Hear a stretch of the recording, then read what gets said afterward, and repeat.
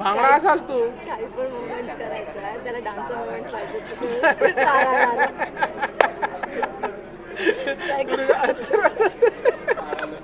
हळद पिवळी पोर कवळी जपून लावा गाली सावळ्याच्या चाहुलीन पार ढवळी झाली हे गजर झाला दारी साजनाची स्वारी साजनाची स्वारी आली लाज गाली आली